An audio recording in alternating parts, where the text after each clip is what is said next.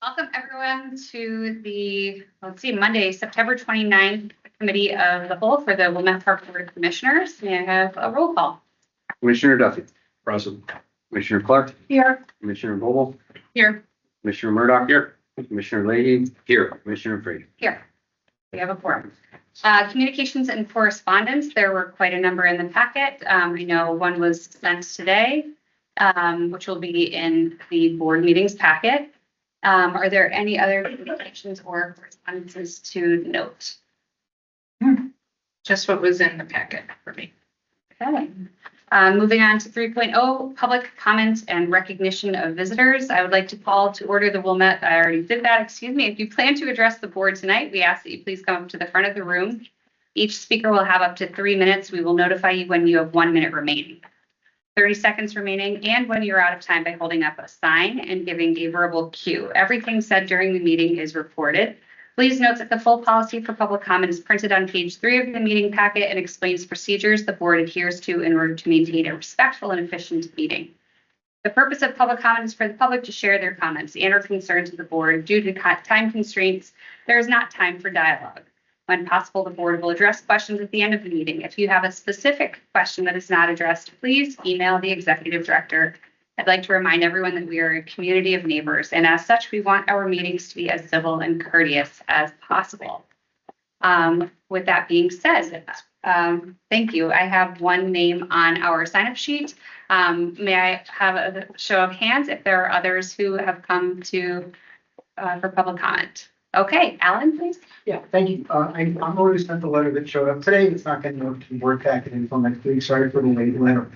It just has to do with after Labor Day access to the Sailing Beach and the main beach and the parking lot. Saturday was a zoo, an absolute zoo. By 3 o'clock, people were circling, parking in places they shouldn't have been parking. The entire Sailing Beach Road was one solid line of cars, which made it very difficult to pull in there and clean up after a day of sailing. Plus, it's an impediment to any emergency vehicle that would ever have to get down that direction. And the reason for all this is there was no one in the access booth at the parking lot. There was no one in the access area for the Sailing Beach. And I know that after Labor Day, it's tough to get staff. Kids go back to college, kids go back to school. But the basis of my letter was fundamentally, there's got to be a couple of high school kids on staff who would love to make a little money on a weekend between Labor Day and the end of the official sailing season. And on a nice day like yesterday, you minimally need to control access to the parking lot. Because like I said, I did an informal walkthrough on my way back to the car about 3:15 or so. And most of the cars did not have either a Wilmette Village sticker or a lakefront parking sticker. Both, one or the other are required to park at the lakefront. Or need all the signs down or anything. So I would hope that next year, some arrangement could be made. I said, I'm sure there's a couple of high school kids who would love the extra money to work a little bit on a weekend. College kids are gone, I get it. But I think that would be really helpful. Also considering there's hundreds of thousands of dollars in boats down on the Sailing Beach, and people were swimming off the Sailing Beach while active sailing was going on. And that's very dangerous, and there was no one to police it. So thank you for your time. Thank you, Al. Thank you, Alan. Last call for public I comments. see one other hand, I believe. Oh, no, Okay. we're gonna wait for the, Okay. Thank you. Okay, moving on to 4.0, we have a board vacancy update. I can go. Okay. So I checked my notes and I spoke to roughly 17 people. Actually, as recently as this morning, a candidate that ultimately wasn't appointed wanted to talk more about the park district, and kind of some homework for everyone would be, how do we keep this interest involved? Because it was higher than I expected. It was flatter, right? We had 12 residents take their time to fill out a fairly comprehensive application. Part of it included asking friends and neighbors to be references, and then press submit. And as someone that has pressed submit to this process, it's no small task. And I sincerely appreciate the people that did. And I'm sure there are people that weren't. So it was wonderful to have that level of interest. kudos to staff for putting together the packets that were dozens and dozens of pages. Fielded calls, we candidates field calls and asked questions. Staff scheduled, organized, and consolidated the big application packets, which I said, to each board member, and then to this board who took so much time to get to this point. It was we made sure every applicant was heard with phone calls or in-person meetings, and all of which were excellent. The field was incredibly talented and challenged us as much as we asked them questions, they asked questions of us back and helped inform us. So as a board, we should not take for granted, everyone, the amount of time that the community spent on this. If you look at how other districts fill their vacancies, and I went to look back again today, there are some recent local examples how this community, staff, and board approached and execute this process should be held up. Our board manual said interview and post-interview and choose. And we took 8 weeks and spent a ton of time on it. And the response was amazing. In the end, we chose Julie Adrianopoli, and we're thrilled she accepted. Julie, we will talk about and appoint in October. Tonight, I wanted to thank everyone. So process update is we went through this huge process, and we've reached the end. While we've made our selection, I'm incredibly grateful for the effort of everyone, and am humbled by the amount of work and care and effort that people put in for their park district. So thank you. Great, and so excited to get started. All right, moving to 5.0 new business, August 2025 financial update. All right, so normally I save my memo for the board packet, but I wrote the memo, which of course I can't put my hands on right now, to discuss where we are through August. You all know property taxes are being delayed. There is an update, a website in the county that says where they are in the process of getting everything done. And there's still a lot of TBDs. In 2023, I believe we had the same thing happen. We didn't get bills until November, and we started collecting in December and January and February. So my guess is that if it's going to be delayed much longer than that, they'll let us know. But I'm hoping that the bills get sent out soon. All right. In the meantime, we're behind budget on property taxes because we haven't made the collection. And, we'll be accruing for these property taxes at the end of the year. So we won't have this a budget timing issue in 2026 related to the 2025 elections. All the other revenues are a little bit ahead of budget by about $400,000. We're in the process of reviewing projections, and we'll be able to tell where we're going to wind up revenue-wise very shortly. I'm hopeful that that's the case.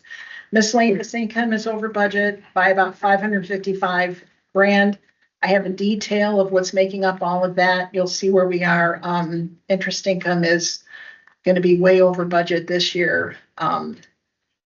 We've just had the money invested longer, and we've had pretty decent rates. Booking that. The electricity projection is now complete. So you'll see that updated. The gas, we haven't had an issue with gas or water, but the electricity projection is complete, and the budget for next year is set because we signed the 2-year contract with the new electricity broker. Okay. Any questions on the statements? So I can talk about capital next. I asked 2 questions over the weekend. The first was what happens if property taxes are delayed until 26, and how's that accounted for? And then the one I probably should have sent, don't remember if it's sent. We have no cash flow issues if they don't give it to us, correct? How long do we have before this is a cash flow problem? So I think it will become a cash flow problem February or March of next year, unless we start collecting camp revenue at that Got it. point, Okay. which I anticipate that we will be doing. Right. The county was offering some either no or low interest rate loans, but we don't qualify. Okay. So I've looked into that also. And could you define cash flow problems? Are you concerned that we will not have any cash reserves or we will fall below the $4 million threshold? We will not fall below the $4 million threshold. We'll be going through what we have now between now and I think through February. I think we're good. Yes, I think. But we'll see what projections That's good. Fine in that way because it's. said the fund balance policy is, Okay. So we're in good shape. well, I would If- say that Mhm. I'm concerned, but I'm hopeful that that's not going to be the case. Okay. Right. Fun stuff. Any other questions on the first part of Sheila's update?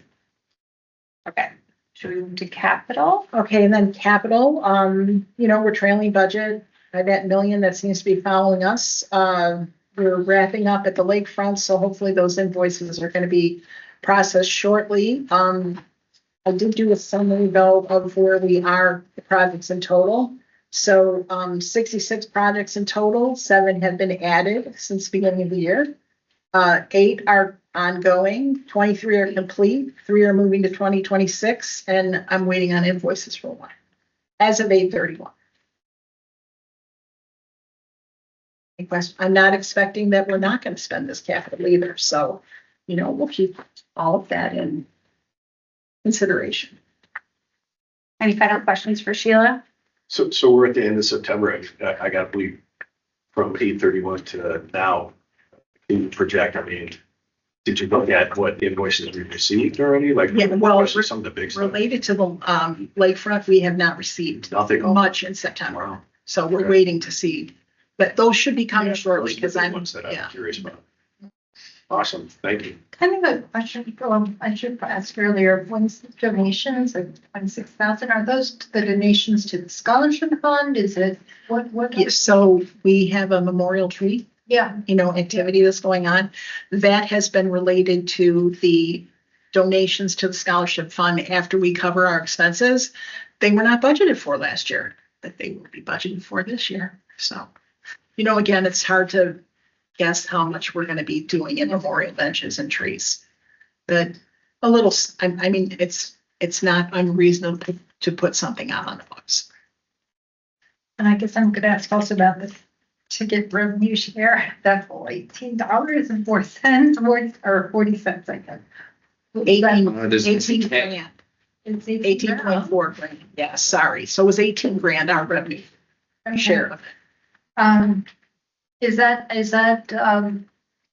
just like keep parking tickets or? Yeah, so what had happened up until all the years before this year is the village would write the tickets, or we would write the tickets, and the village would collect the revenue, and we wouldn't see any of that. So we would bear all the expense of the ticket writing and not share in any of the revenue. But this year was the first year that we are sharing in the revenue.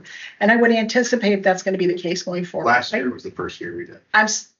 Last year, but it booked this year. So I'm still thinking this. So it takes the village a while to reconcile their whole ticket process, like to actually collect money from people. So we don't typically find out much later what our share of that is. But But they what will is- be sharing it with us. of course, yeah, they did last year and they will this year. And Okay. somewhere after the season started, I want to say it was in June at a village meeting, they approved raising the minimum fee for parking down there from $50 to $100. So we'll see whether or not that has an impact on parking violations or an increase in ticket revenue. Like, it's kind of waiting to see how that plays out. But And as this relates to a question in our packet and during public comment, the season during which they ticket is what? it's a good question. We were just talking about, well, Alan was just talking about parking and access at the beach or in the park. And I'm looking as I was looking on our website to get some clarification. Our impression from an operational standpoint is that we don't employ ticket writers anymore after the season ends, which to me is enforcement in the parking lot. However, the village still enforces parking in the rest of the park. As I was talking about it with someone today, I saw the village parking vehicle drive through for enforcement along Overlook Drive. I don't think they go into our lot and do enforcement in the off season. That's something I need to get clarified, like what they're willing to do. So there's a ticket writer, an older gentleman who walks up and down. He's employed by the village. When Buzz. Buzz works for us. Buzz? Okay, I was told Buzz is a village employee. He gets trained and empowered by the village to be able to have the authority to write tickets. He and I want to say there are 5 others that write tickets for us. But there are employees. They are. Okay. It's a weird kind of. No, there's been some issues with interactions with a particular ticket writer. And, he doesn't have a lot of patience with people is mainly the feedback I'm getting. And so I had said something last year about it. And then he came back and people were like, hey, this guy's back and he's harassing and, he's not a nice guy sometimes. And so I was told he's an employee of the village. We've been working with our entire staff ongoing about customer relations and all those types of things. And I feel confident in saying that we had a positive turn this year as far as everyone's interaction with the public. No one likes the ticket writer, typically. So it's a challenging position to start from. But I feel confident in our staff and their ability to have those interactions, and it's an ongoing thing. And yes, those ticket writers do work for us. They typically come up through our system as Park Patrol employees, and then they get trained by the village, and then they get the ability to write tickets on our behalf. So it sounds like we have some follow-up that you'll get to us about the time frame of their season, access to the lot, and ticket writing, so that we can keep it within the scope of this. Is there any other questions specifically related to the financial component that anyone has? Okay, I suggest that we move on then. Okay. Moving on is 5.2, CRC Operations and Center for the Arts update. And Tim. How you doing? Sure. I'm going to stand up. You want me to run up there? You want me to run it for you, or? Well, you know what? I got it down. Okay. I'm down. So I'm gonna give you guys kind of a behind the curtain discussion and look at like CFA and CRC operations. This year in particular, these two worlds live together more so than any other year, or at least since I've been around and from the history I've listened to. So I'm hopeful that we can kind of, walk through this together. I'm a visual on this one. Usually I don't go all visual on my reporting, but tonight I think it needs to go this way so you guys can see what's going on. So we're going to have 3 things we're going to talk about, 3 sections of my presentation here. We've got Q5, Q1. So just kind of how we set up the first part of our year together as a team. We refer to late May as rainy season at CRC, and we'll just leave it at that. And then what we did as a group. That's not funny. The pivot. Yes, it is. So what did we do as a group to pivot? How do we plan? How do we talk? How do we discuss and activate things? So let me just make sure I hit the right button. So let's start in 2025 early on. So we knew in advance we had a couple big projects coming our way. We had lots of meetings in early Q1.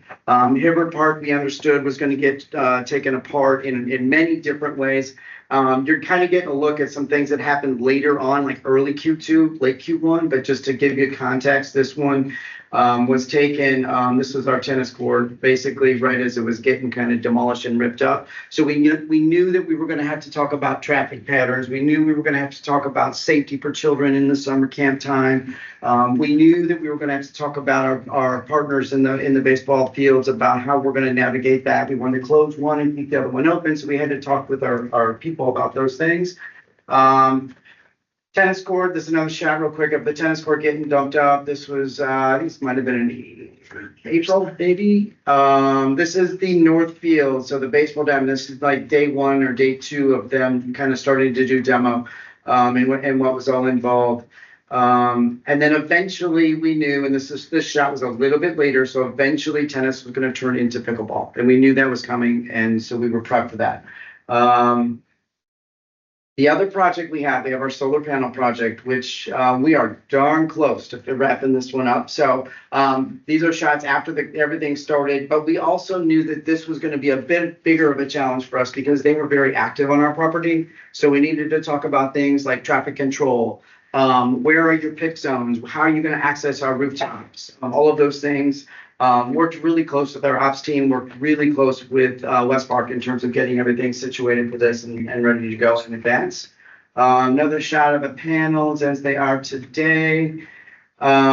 This was a big one. So this lot is right next to our skate park, which is a pretty convenient parking space for many of our patrons, but we knew that we had to give up some space for the vendors so that they could conveniently lock everything up and their traffic flow would be in and out of here. So again, talking to our staff, talking to our athletics team and saying, hey, we're going to need to reroute some of the parking and some of the walking to get to the baseball diamonds in advance. We're having all these conversations in Q1. Here's another shot as they were building up their cage. And then we get into some specifics with CFA or Center for the Arts. So we had Frozen in Q1. This is a shot from one of the productions of that. Just a couple little fun facts. So we had, this is the cast of one of them. So we had over 40 local families represented with the children here, which was kind of cool. We outperformed our ticket sales by 15%. So we were very, very happy with the success of the overall production and all the team that worked on this so hard. In addition, we had our Dance Alliance group that went down to Disney. This was, in my understanding, the first ever team trip. So that was kind of fun to be part of that, putting that all together and watching that happen. And we took, I think they're all pictured here. We took 24 athletes with us down there for that trip. And again, just a great experience. The families that went, loved, good, just positive feedback for us. Then we get into rainy season. So we will flip the script here. So as you know, we had an unexpected sprinkler. I'm trying to be very careful in how I phrase this. Issue/test. So this is some of the fallout from that particular day. And that was May 22nd. So you can see just what happened in some of our rooms. This is room 204. Just for context, this is a room that we just redid. So that really hurt us bad because we were like, oh, we just redid this room and now it's underwater. So you can see there's room 202. Let me go back real quick. A lot of water standing. Our music studios were all affected. A lot of the equipment was damaged or destroyed. You can see here just our drum set survived, but we started to lose other things. In this section right here, just to point out, we'll talk about this in just a second, but you can see the drywall was cut just so we could have, they were assessing moisture. But the exposed metal studs were going to come up later on for us and have to deal with that in terms of operations and how we're going to plan and keep everyone safe with this. This is one of our main art studios. So again, CFA tremendously damaged in terms of programming. This is room 203, same room, different side. Room 201, this is where we do all of our birthday parties. So this room got damaged as well, and this floor eventually got ripped up. Our ceramic studio probably took arguably the biggest hit. You can see the water damage on the table. The floor was covered with water, the walls. And then it got into the fitness center, which was unfortunate. So we lost our spin room floor because it got damaged. So this carpet is totally saturated. This was like day 2 maybe of after it happened. So we moved all of our spin bikes out onto the track, and they were up for discussion in terms of were they totally damaged, were they not totally damaged, and so we had to kind of live through that. But in the interim, our cycling program stopped, so we had no cycling for quite a while. So that was an interesting conversation with our patrons, who were so gracious and just so understanding with us, which was really great for us. The water found its way down to the first floor via gravity, and so we lost our service desk, or at least most of it. We sent, so if you know the staircase that goes up to the second floor, we set up a little temporary station there. Our IT department was outstanding. I mean, they set us up, they got us all the toys, we had everything ready to go, we just were in a little smaller area. So we were functional, but not as efficient, let's say. Christine's office. So Christine is our supervisor of operations for the building. This was her office. She ended up coming and officing with me for many weeks just because she had to. She needed a place to go. So we made that work. Also on the first floor, so two of our biggest rooms are the rooms that we rent out all the time. 106, 107. Water came through. We had lost ceiling tiles all over the place. Again, they had to cut the drywall. The floors were not damaged as much, just partially. So it wasn't too bad. Before we get into the moment of pivoting, I got to say just a couple of quick things, couple shout outs here. So our team was ridiculous in this whole thing. So I have to shout out like Christine, who does all of our the building reservations. She does the manipulating of the schedules on a daily basis. This turned into a daily task for her, trying to understand what is going where on which particular day, based off of which room we were going to lose that day or gain the next day. We didn't know. Every day was different for us. She was amazing. Laura, who was in charge of our Center for the Arts, she was amazing because she's the one that lost most of her property and all of her space. So she was outstanding in pivoting and just redirecting and rescheduling classes. West Park, outstanding. I mean, I can't say thank you enough, Josh, to your squad. I mean, they were just ridiculous in what they did for us. The maintenance guys on property, just helping us move things around, relocating stuff, taking stuff and throwing stuff away, filling up dumpsters, on and on and on and on. So thank you so much. Our marketing team, outstanding communication. I don't know if I'm missing anybody. All the supervisors up back in my back row back there, all pitched in and at different times throughout the whole process. So outstanding. Big thank yous to everybody. So our moment of pivoting. So our biggest concern was safety because we knew that a lot of things were going to get relocated. So we put tents up. As you can see, there's one here. We have 3 more back here in the fields by the park. This is our big pickup and drop up zone for camp.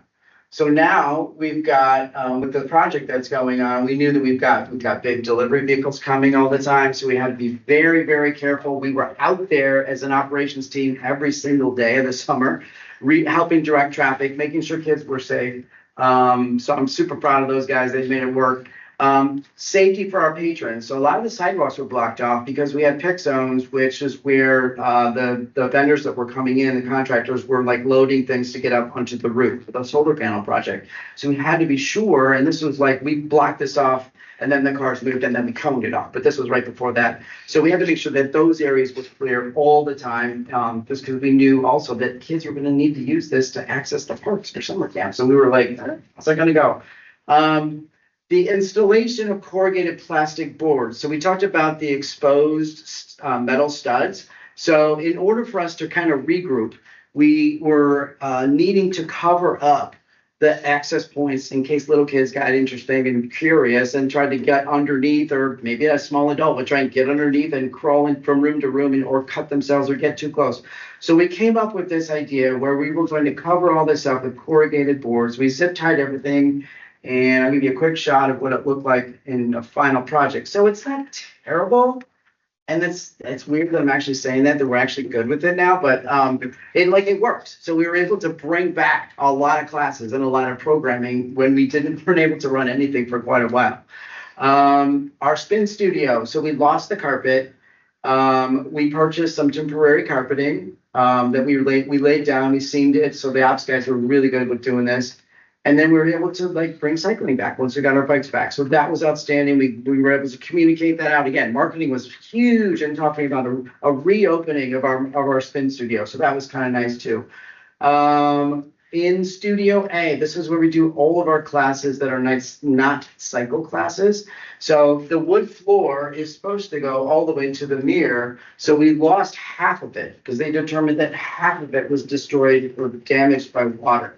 So for a while, there was a big plastic wall right here, which our guys put up. So we were literally operating on about 50% of our space.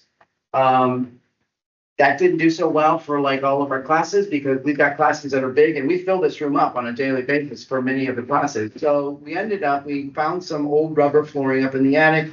We had our guys cut it, seam it, tape it, and we're able to gain, now we're operating probably at about 70% or so of our space is back. So we've got, and I'll give you a shot real quick of it in action. So now we can at least get some more patrons in there.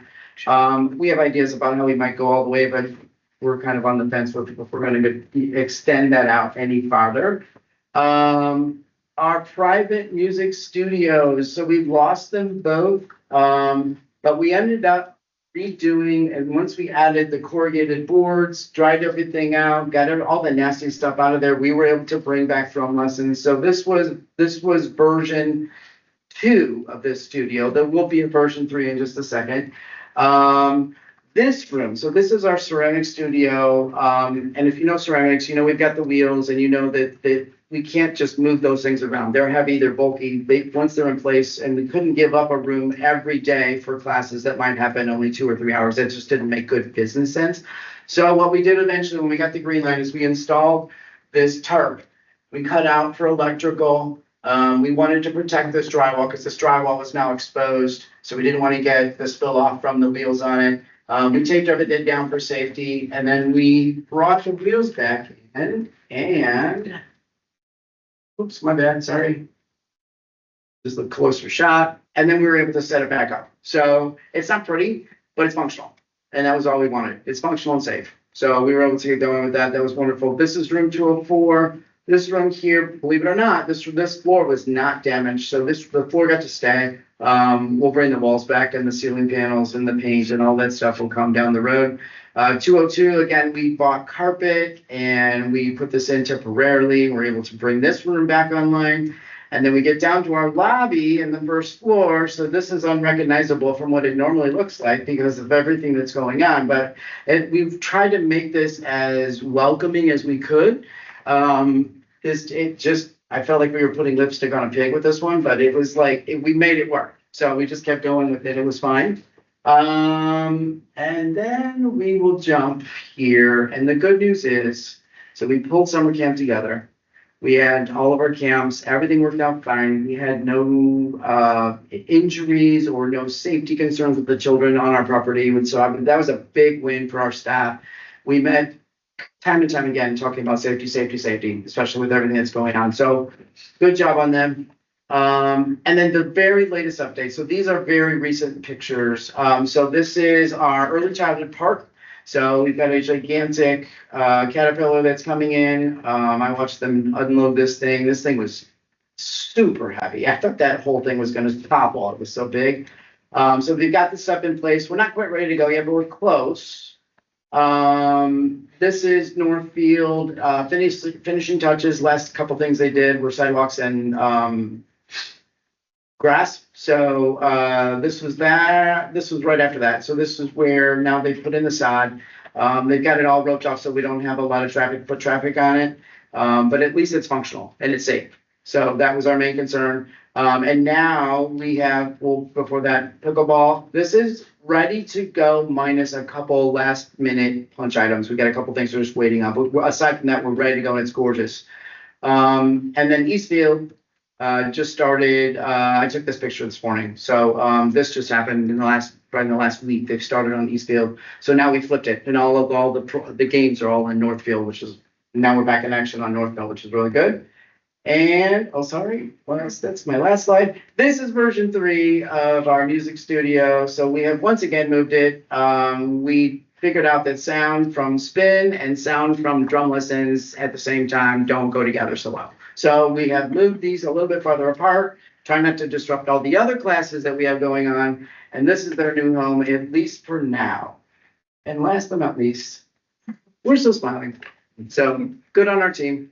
We have a good team, but it's been an interesting year. I said, if you guys make it through this year, make it through anything. So we'll be good to go. Does anybody have any questions? Sorry, that was quick, but lots to talk about. Thank you. Hi, guys.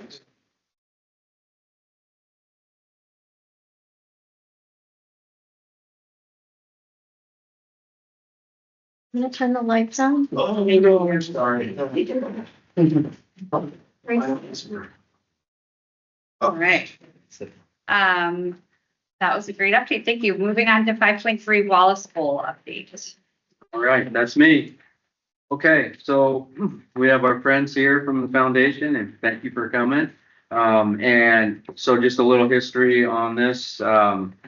That Wallace Bowl, for those of you who don't know, was constructed in 1936 and 46 with reconstruction in the early 80s, and has had very little work done since then, if any at all. So actually in 2022, the Park District engaged Tanucci Architects kind of to evaluate the site, build a scope. The scope that we got was about a $3 to $4 million project, which would be kind of the top tier, right? That'd be like doing everything, and at the highest level. And after visiting the site and seeing, I was reading some of the reports, and actually before getting close eyes on it a couple different times, I felt a lot better about things. And that I feel like, yes, there is absolutely some deferred maintenance. There are some accessibility changes that we need, some safety upgrades, as well as deferred maintenance, a lot of masonry work. And which is why you see in the capital plan that we were able to move about $500,000 into Wallace Bowl. It wasn't in there at all before.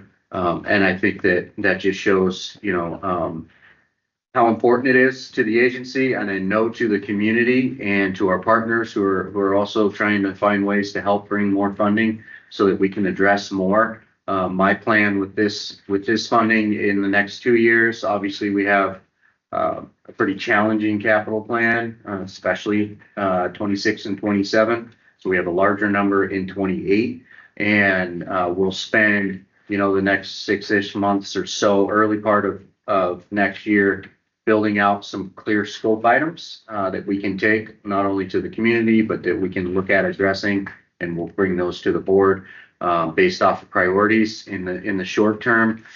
My plan was to focus on safety and accessibility, and targeting some of those where we can do some masonry work that would be part of, kind of separate from maybe a larger scope, so that, we're not touching things that would be part of a bigger project. So just being kind of smart in how we approach that.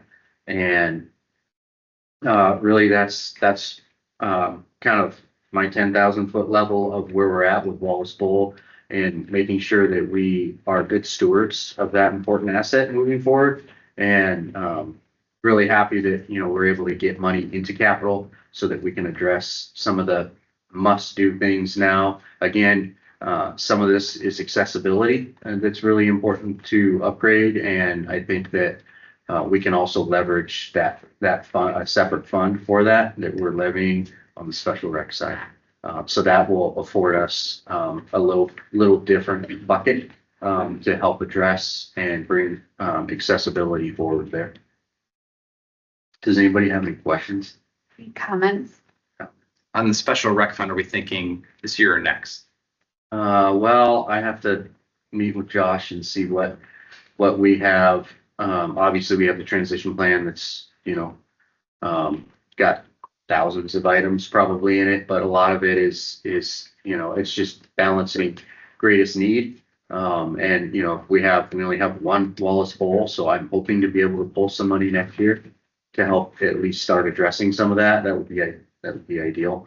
So long as there's nothing, I don't know elsewhere, that is a higher priority. But I think that, with accessibility, it's, you want to give everyone the need or the ability to partake in every individual thing. So if we have maybe a ball field, or we have another site that has accessibility challenges, as long as we can provide that amenity elsewhere, then I see that as, that's within that, within the law, it would support us focusing on something like Wallace Bowl because it is unique. I see. I think some of the concern among some of us and some folks on the foundation was that, as you said, the last time this was touched was basically 40 years ago. And the concern was if we don't do anything, it's not going to be safe. It's not going to be functional. It's going to deteriorate. And, the notion was that the $3.2 million plan was sort of a 40-year plan. The $500,000 plan, do we have any, I know it's not defined at this point, they're mostly placeholders, but I also know you've got a tremendous amount of expertise here. Is there any sense that if we invest about $500,000 and maybe some partnership with the foundation as well, that the Wallace Bowl might be, good and safe and secure for 10 years or 20 years or 30 years? Can we talk about any sort of generalities with this, that this isn't just a Band-Aid, that we're going to be back 4 years later again doing another big project? Can you speak to that? Yeah, absolutely. So that's where my mind goes is, not targeting work that gets redone, and putting Band-Aids on. Not a huge fan of that, because that's just wasteful. So I think we'll be meticulous in how we prioritize the work that we're going to do. And I think with that amount of money and, potentially some help there, I think 20 years is an easy number we can get to, to further the use and avoid more damage based off of, say, bad masonry, right? Where you got water and freeze thaw and stuff like that, where the environments are getting to it. So I think that those are the more structural things that I would focus on. And then you have some of the other things like increased, improved lighting, improved sound, those types of kind of other needs that are important, but not necessarily for the life of the bowl. That's really helpful. Thank you. Does your assessment include the stage, or are we talking we're talking about the whole unit, right? It's just the whole thing. I mean, the stage. Because here's my thinking is, we're talking about repairs or something that can go for 20 years for the bowl itself. There perhaps is an opportunity for the stage to be a focus. Yeah, I think that the stage, if you're looking at it kind of separately, has some challenges in it, right, with the surfacing and some cracks. But overall, I mean, even the cracks, they're not the type of cracks that give me worry, right? Not seeing a elevation change in the cracks makes me feel a lot better. Usually that's a big tell. Obviously, any cracks in masonry in this climate you want to address if you can. But fortunately, I think that overall it's it all needs help. Don't get me wrong, but I think that that makes a lot of sense to be looked at maybe as a separate piece. And it's something that, again, when I talked about scope, having clear packages, creating clear packages that are very easily explained, and very easily bid out, very easy to get that cost kind of unique. So it's the way I look at like when you do bigger projects, you always have kind of your alternate bids, right?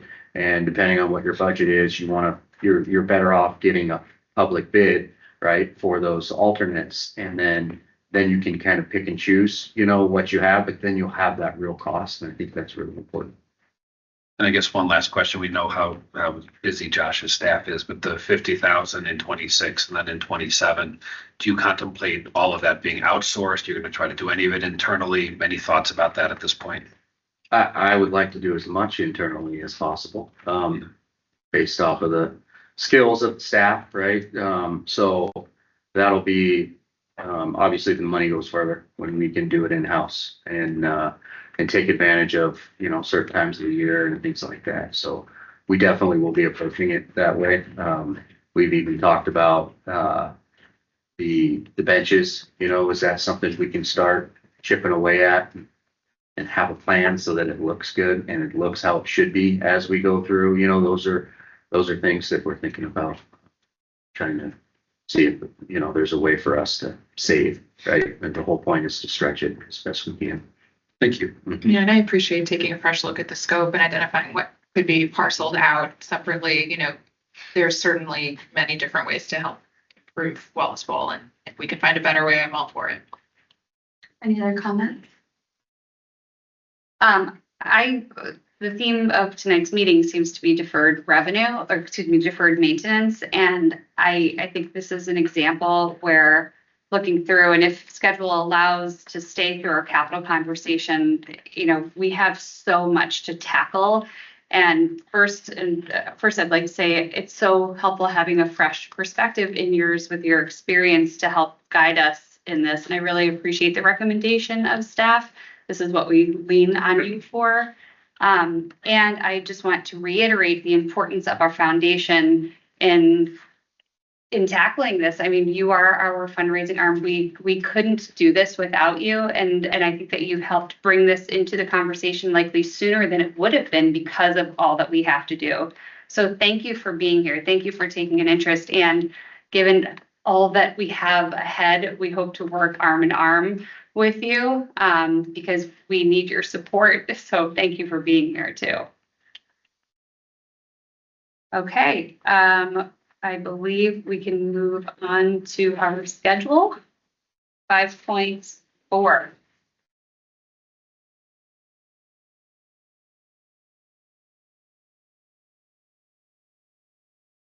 All right. So, while we have everyone in the room, we're hoping to be able to lock in some times on these dates.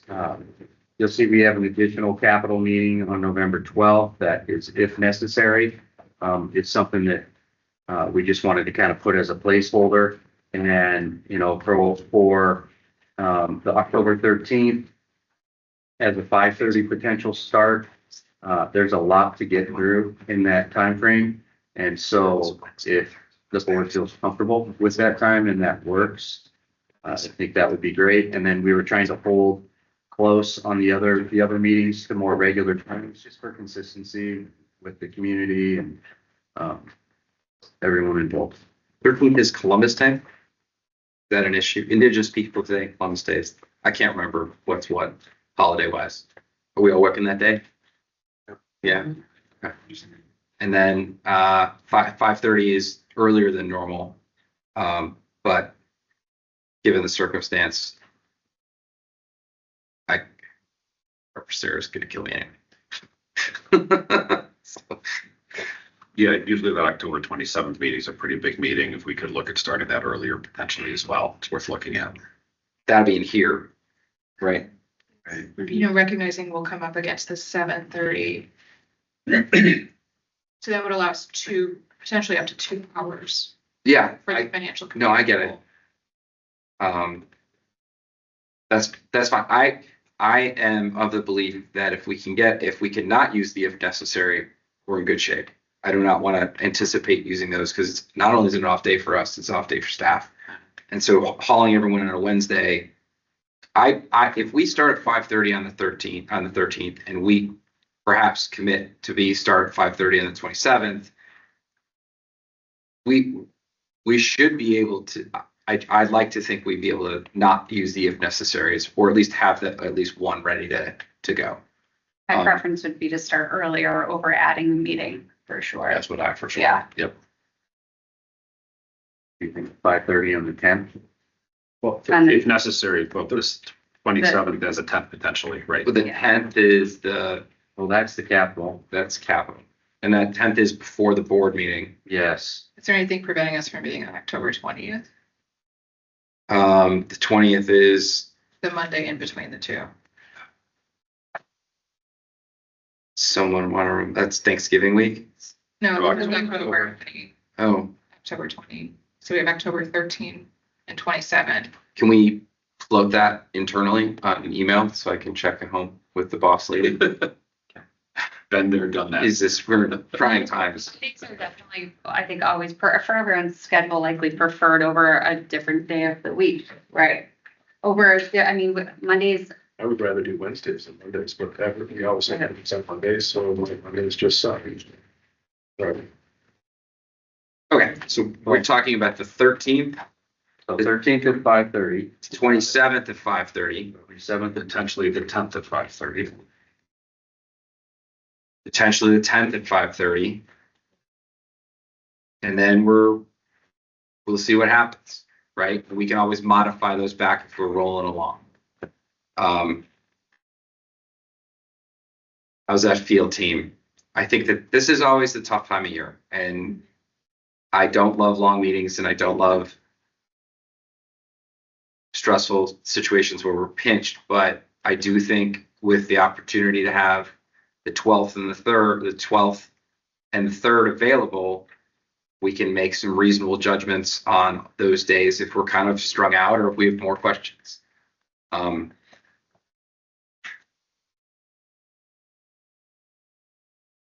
I know no one's going to give us a thumbs up on this, but is everyone okay with at least floating that?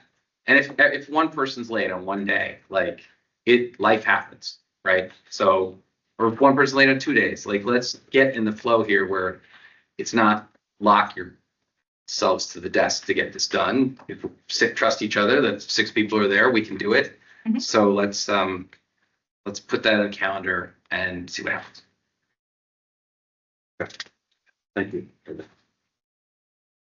Okay, 5.5 capital plan discussion. All right.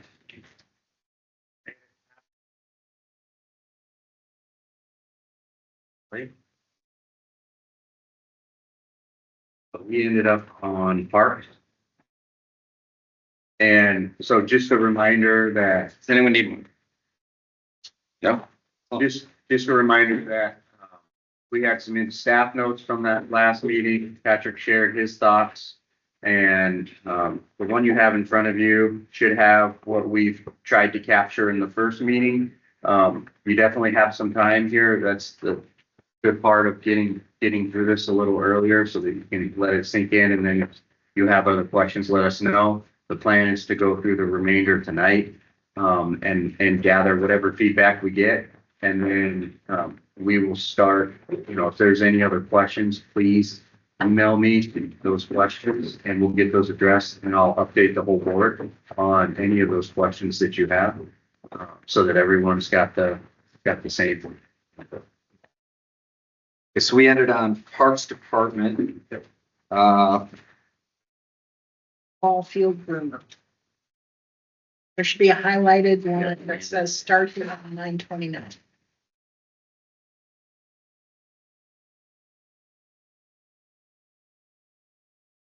All right. So much paper.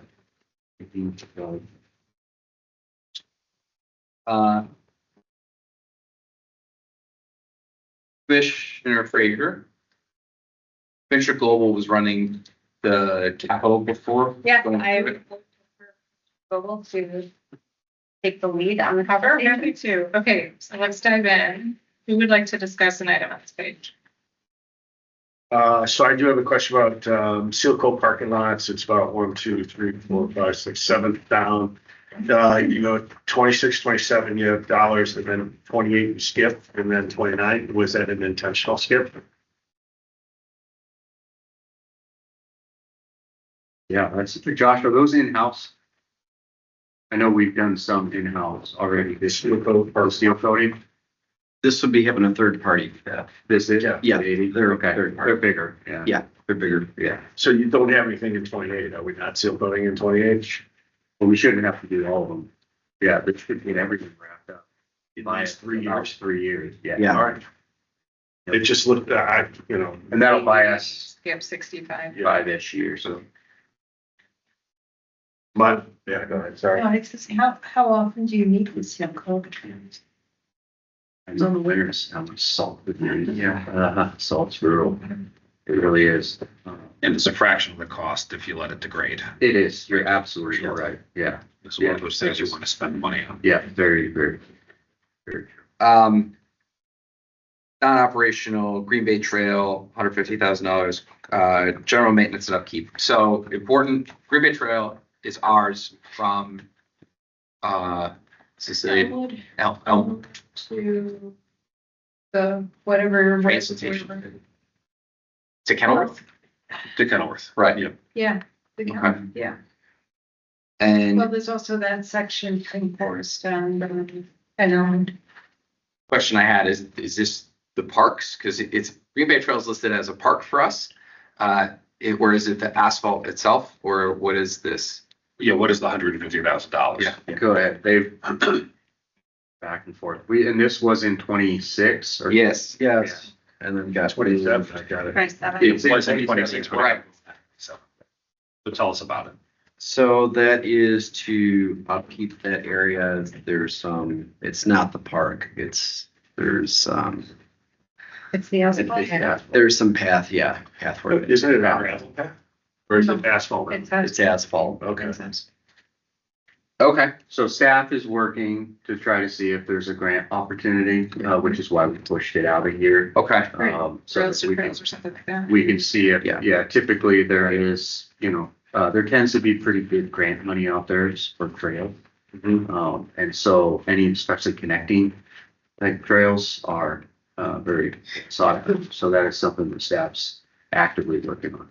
That sounds great. I was just asking, because we put all the money in master planning, and I was wondering if this is something else we could do. If it's grant available, awesome. Thank you. So the next line down, which is the Hibbert Park, if you say in 26, we've got net of grant. Don't we know what we're spending on this? We do. I can show it gross, we just presented it net of grant this year so far. Well, I mean, if we're totaling numbers at the bottom, for 26, we got 6.344, but that's not a number. So then that 6.344 is not an accurate number. That's true. We can go ahead and gross that up.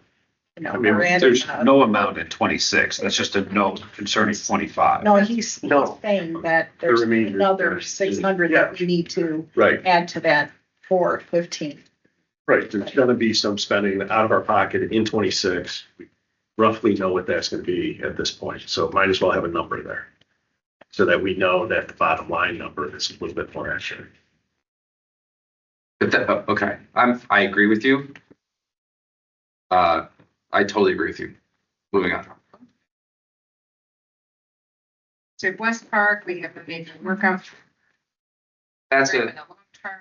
Right. Anything else anyone wants to discuss on this page? Well, I guess I'd like to talk about all the playgrounds. Great. So, because we've got and on the prior page at the bottom, we've got the community playfields playground, then we've got the early wine playground. I mean, obviously, I know we had talked about potentially doing more of a nature playground and early wine. I assume that won't be anywhere near $400,000 if that's the case. No. Yeah. Right. I mean, because I think we did something sort of like that over at K, and it was almost repurposing kind of what we had. Can we work on getting a more accurate number before we look at this again next time? For that 400,000 or the 400,000 for early wine. Weren't we gonna discuss that? I did that. Yeah. Okay. Yeah. That was part of the master planning kind of discussion of So I guess when would we have that conversation? When would be an appropriate time to have that conversation? sometime next year.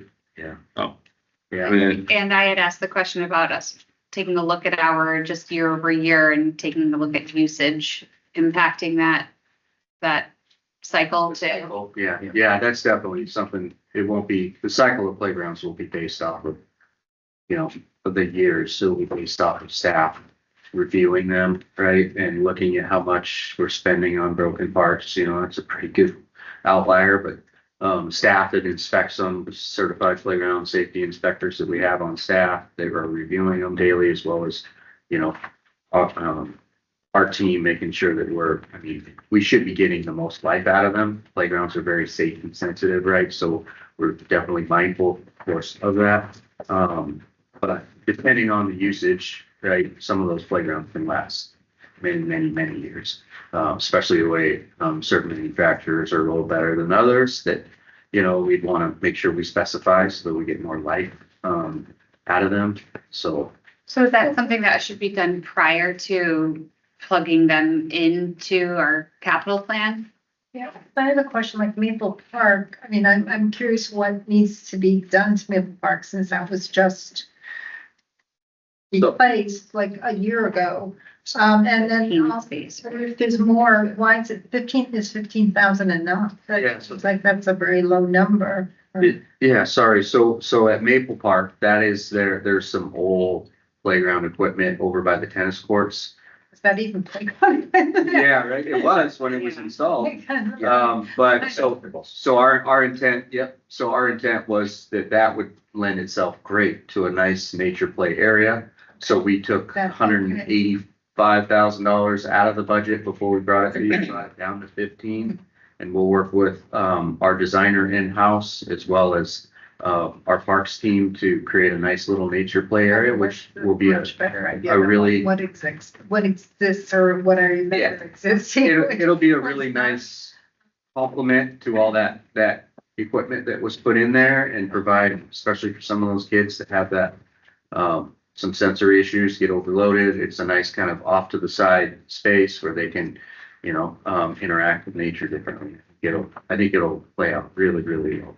And I know that part of the comp plan is calling for more nature play, and which is why it's great to hear more support for that. So on the follow-up list is added a revised playground replacement schedule.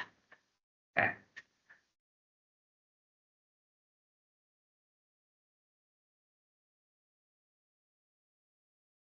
Next, we have North Shore Trail and now here's larger number. I don't even think that number's gonna be enough. The feasibility study said it would be prohibitively expensive. Yeah. So that, am I right? Is that number been the North Shore Channel Trail? This pre-exists to you, Chris. Yeah, I mean, there's gonna be so many issues with that because it's the Canal Shores lumberjacks don't want it clearing over their trail. Putting in the water, you've got all these, I mean, I'm a rower there, I go up that, I don't want to bike, even narrowing that channel, and you've got all the, New Trier and Loyola and CRU, and you've got all the rowing crews that go up that way.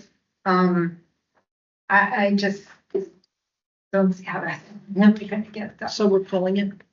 Yeah, Well, we it's right. spent a little bit of money for a feasibility study, and the feasibility study came back. I read the study. It came back that it's not feasible. Right. How I read it. So yeah, I would pick it out. Yeah. Pull the line. Agree. Look at us. And if comment needs to be made further on that, I would be so curious to how, and I don't know if it is our organization, but this seems ripe for grants and It other does. funds that seem outside of our purview, especially from a capital standpoint. So I would want to make sure we're communicating that effectively to our partners in the community asking us to contribute financially, that this is not within the scope of our capital plan. We'll put. Mm-hmm. That's right. Anything further on this page? What is the fencing? It's just general fencing? It's just general fencing that we repair throughout the year. You're talking about the replacements, garbage cans, park benches, all that. Is that what you're talking about? Oh, no, it's just fencing underneath the North Shore Channel. Oh, I see what you're talking about. Yeah, fencing. But that's just, so you've got $85,000 a year for this garbage can, park bench, water fountain replacements. So that's kind of an average of what you've seen. Yeah, so I had staff go through all the different parks and determine what was actually needed. Yeah, And that was the average that came up with dollar wise to meet all those needs. per year. Well, it should slow down for a while. Yeah. Once we, Get caught up in Vegas, that should slow down after this. So I just have one last thing on this. I mean, the outdoor race rink we push to the long term, and realistically, financially, that's what we have to do. But I would ask staff to track the number of days we have ice this season at each of our 3 ice rinks. I'm pretty sure Because- we have that, but we will. Yeah, I know that because I asked Christy about it a year or two ago, we didn't have much historical data, just because with the weather patterns being what they are, we don't have nearly as much ice as we once did. And so it'd be nice to be able to provide that for the community at some point. If some thought about where to put it. I could share a conversation I had with you, John Adler, before he left town a couple of years ago about some thoughts about driving business downtown. So, yeah. Yep, that would make sense. I guess I'm just, we have so many expenses, I'm not sure adding an outdoor ice rink is Is, No, I think the reality is we're tight on money. I understand that's just something worth tracking because we have so much less than we had in the past. So it's worth knowing what those numbers are. Do we have a separate category anywhere of things to be on the lookout for, extra dollars and funding sources? I mean, this feels like it also can fall into that category, right? Of like, who else could fund this so that, because I think it could be a wonderful community ad and we're tight on capital dollars. It doesn't feel right now that this is the right place for it, but it does feel like it should be on some list that we can keep our staff's eyes and ears open to funding. As you guys got rid of furniture that got wet, did you check between the cushions? points. We just talked about having our parks planner review the capital schedule and see what she has to say about any grant opportunities. So she has been looking at that, but that would be maybe something she could look at too. Yeah. And I'm a much more visual person in that sense. Having that consolidated onto a list, just like seeing the playground cycle revised, is helpful for me to be able to have a resource to look to be like, oh, these are the projects we're looking for grant opportunities. This is it. I like having those resources available to me.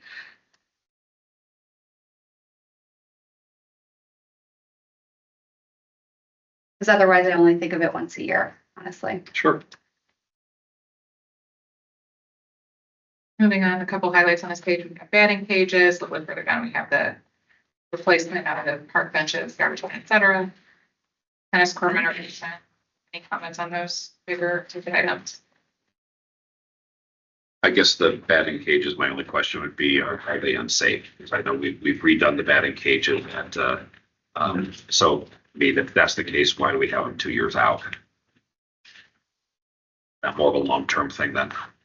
Those were pushed. They were pushed last year. Okay. They might Yeah, have they been were pushed. pushed. And we talked about it this year because they weren't in horrible shape. And also I think that's an opportunity to talk to our peers. Okay, Mm-hmm.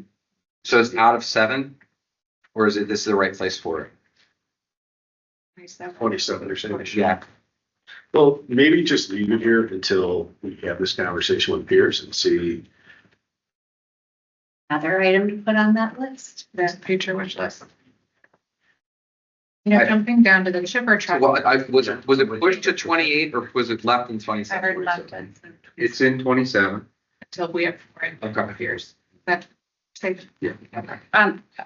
The chipper, I think, that's below, so I want to ask a quick question about Botman. Given that they're oriented incorrectly, would this renovation then change there, because that's a tight space, so how does that?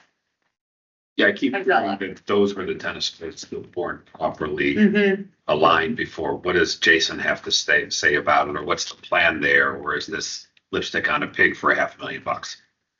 I mean, this isn't reflecting the correct orientation of those courts. People still play on them, yes. Mm-hmm. They even play on them in the condition that they're in right now, but they're not ideal for matches or anything like that. So, I mean, to do it right is to reorient them. But again, the space is tight and there may not be space to reorient them within that footprint. There's currently 3 courts there. Right. Yeah. Is that right? And do we have a site assessment in store for Botman with the playground? I mean, I always say it, that's playground. I can't believe it's not a shorter term playground replacement. But Speaking of putting things on the list of things that might have other sources, there are USTA programs that are coupled with playground, like upgrading tennis facilities that are adjacent to playgrounds. And I know Jason has talked about that as an opportunity. I don't know how that might play into the situation, but it could be something. I'd like to hear more about that. We could do a couple things in one spot. great. Yeah, that would let us do another offline, which would make sense, right? Yeah. So you gotta hit a certain amount of minute, hit those, but you also have to have some other planning efforts in place. So It has a trail, it has a lot of points. Yeah, so that could be a really good, a good project for that. Can we make a note to talk about that at our next meeting? Yeah, because we'll wanna do maybe some community planning and input. We'll have to. Get to have at least 2 public meetings for that. I wouldn't do them this year. No, yeah, because the deadline's passed Right, anyway, yeah. but that's why I'm saying just to, otherwise it's gonna, we have a lot going on, so I feel like it'll fall off if it's not in the next. And when you asked Jason, is it better to have 3 courts oriented incorrectly or maybe 2 that are oriented properly or whatever? Just have them, I know it's been floating out there for a while. I just don't know if we've made any progress on what the ideal situation is. On chipper truck.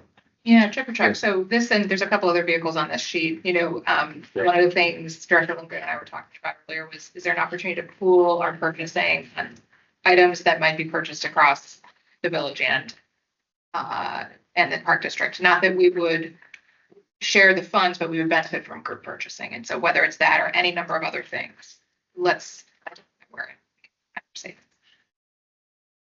So, yeah, I wrote, next to chipper truck, is this something that has to be done, or can this be bumped back a year or something? I mean, It is operational. This is the chipper truck that actually the motor blew right as I came on this year. So this truck is non-operational. It Needs to be done. Oops. But you're gonna get a This will be multi-use. The intention is to get a several 100-gallon tank that would go onto that truck, so we can also anti-ice at some of our facilities, start testing that out and doing that before storms come in, and have a multi-use truck as opposed to just a one-use truck that was. Could it then become your water truck as well? Or a supplemental water truck then? Yeah. Possible. We have 2. You got water truck at the beach. It would just require, which we could look at, just getting another tank. Different tank. All right, thoughts, that's all. Mhm. Thank you.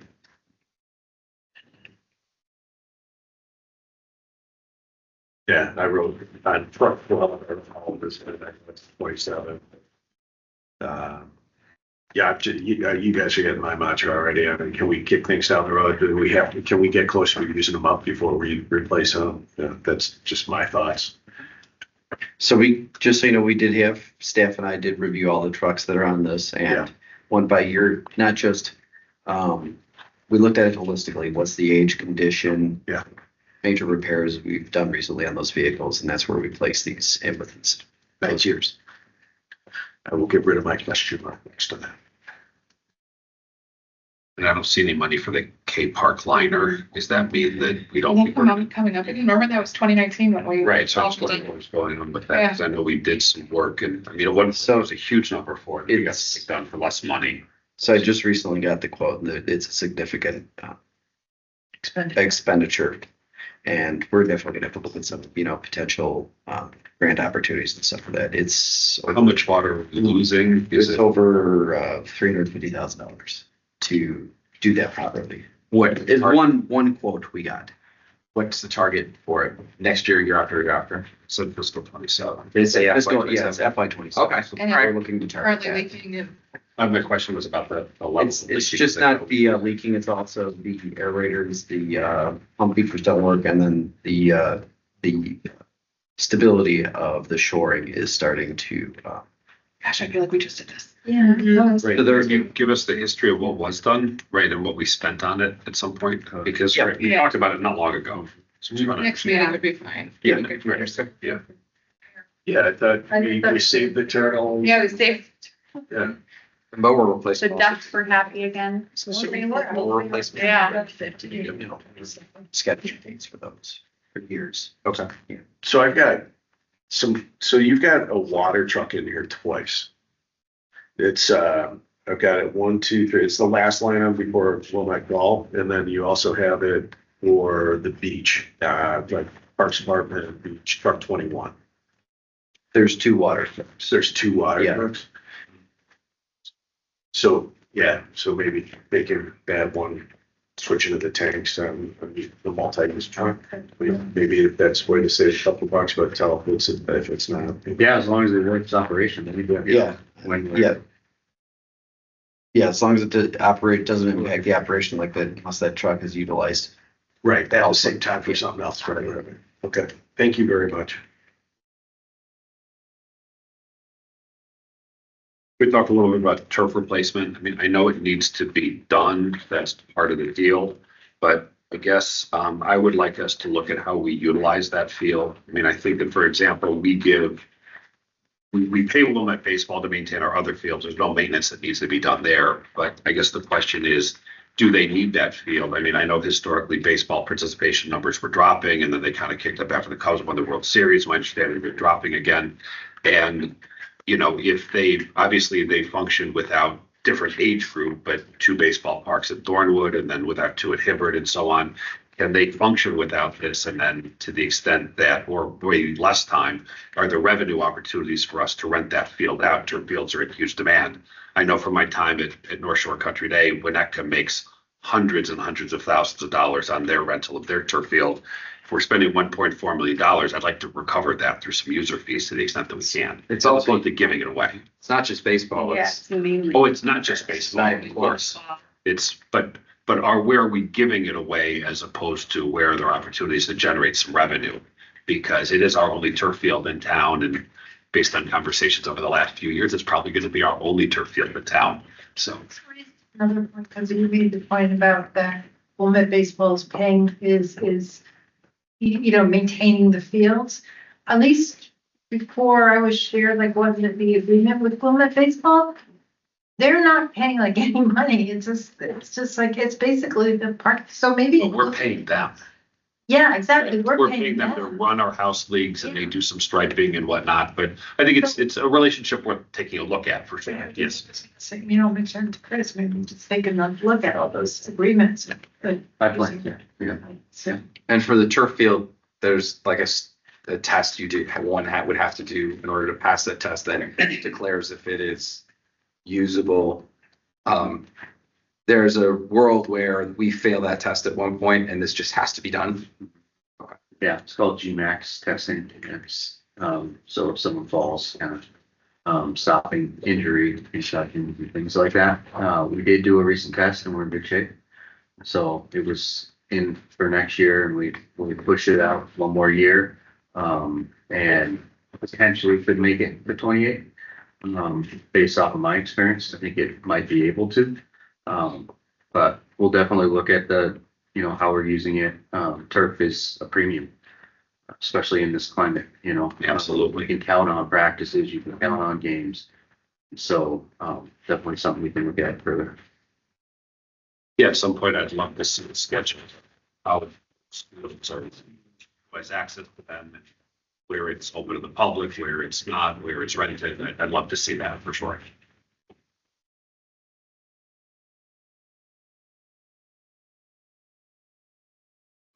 Get ready, Adam.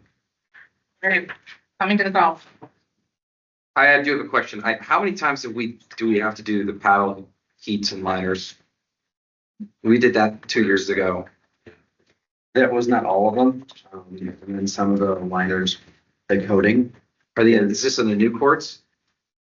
The coating is, Cool. yeah, Sucks. What'd you just ask about? The paddle heats and we keep having to do heaters at paddle. Oh, down here. So we're still on West Park. You jump back up to West Park. Okay. Yeah, this is platform tennis. Gotcha. Do we anticipate this being the last of that? Or is this a every 2-year thing? Maintenance. this is just maintenance. Okay. You're talking about the 25K? Yeah. Yeah. And I'm curious about the 45K 2 lines up the court we're surfacing. Where is that? Oh, 4 years. Just wondering where it is. But that's platform tennis too. Yeah. Yeah, I'm sorry. platform. Yeah.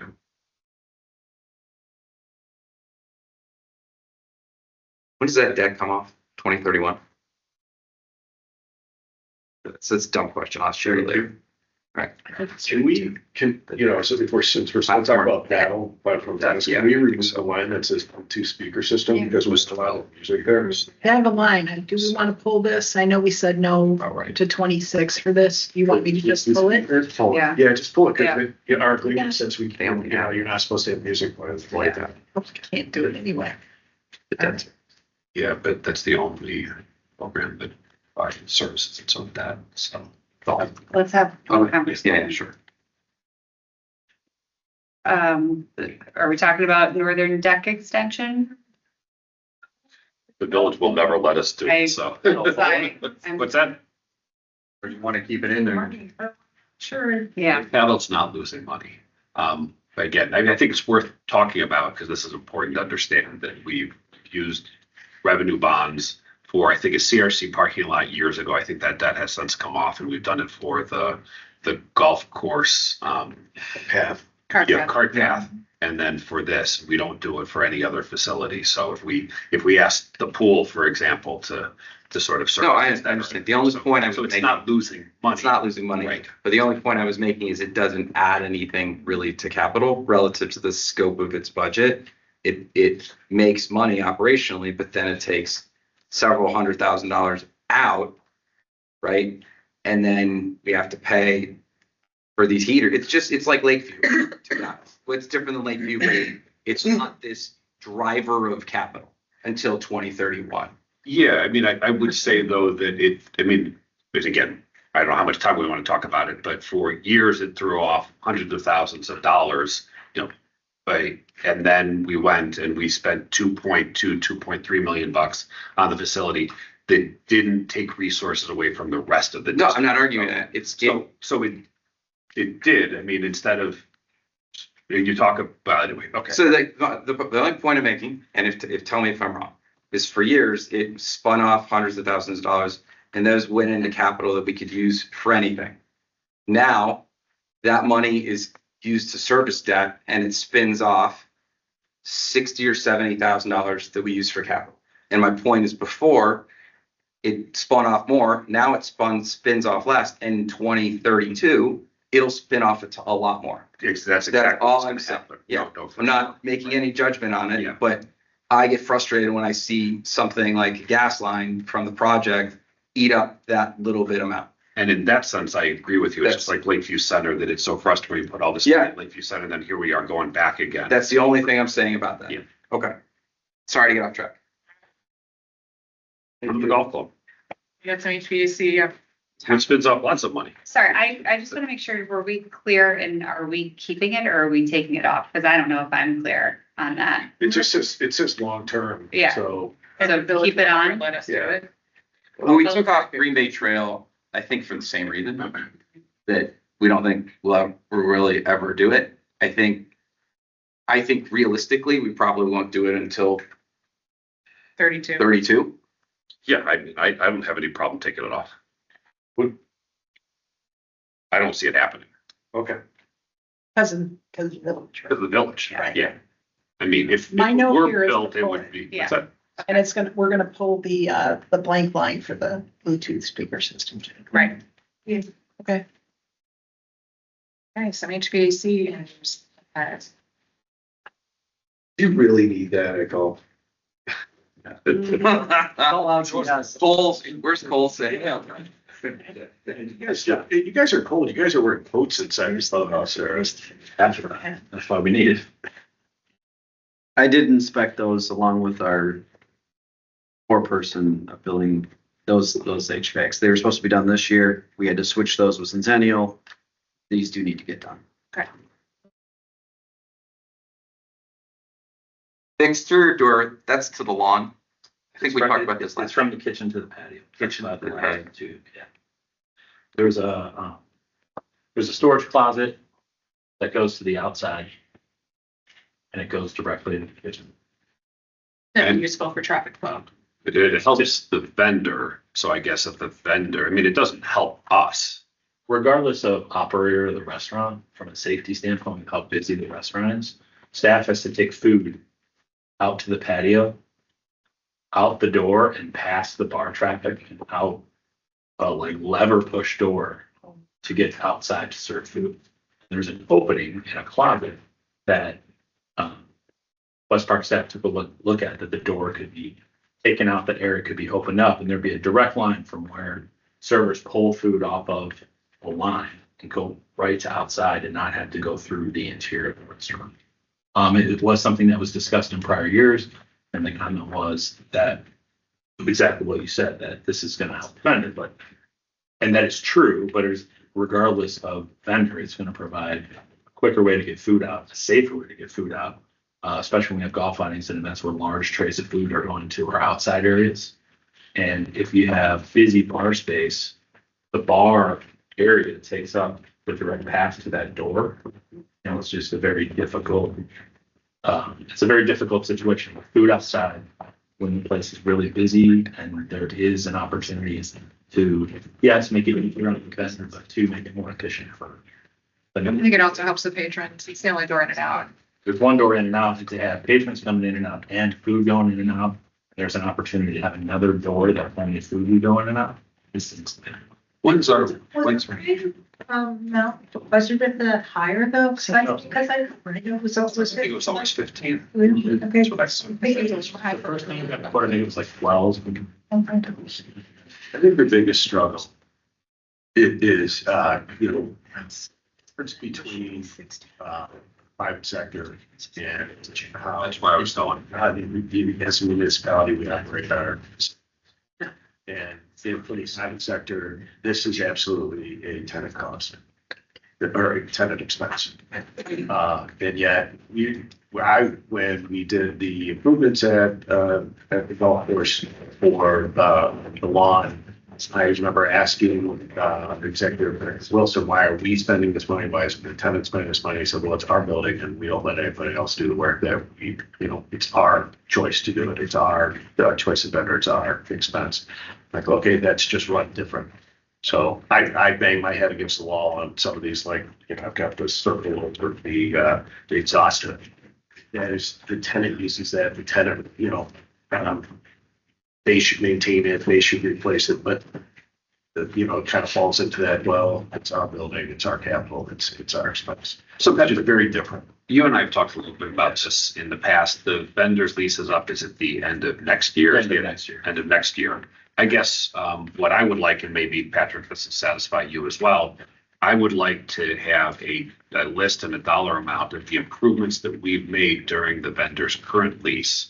And as we look at a renewal, if they don't want to go out to bid again, if we're looking, because I think we've generally been happy, I certainly have, with, the feel there and the customer service and the better experience and all that. But that the base rent for the next 3 or 5 years or whatever should somehow reflect some of the investments that we've made, as would happen in the private sector. What do you think about that, Patrick? So I think the way to phrase that is so we have our base rent, and if I remember right, it's not like a 3% annual increase or anything like that. We've got a little bit of an override. But what we should call this is we could like kind of a look back. Okay, well, we've invested this capital dollars to improve your business. What we would hope in this next term of the lease is that we have additional rent to pay us back for some of that expense. So we've got our base rent still there, but there's additional rent that we would collect as opposed to raising the base rent. And the reason for that is, let's say we go to bid for somebody else. Well, we're not raising the base rent for everybody, right? That's going to be bidding to try and move in. The base rent's the base rent. So we want to try and get paid back from these guys some things that we did operationally for them. I like That's that. additional rent.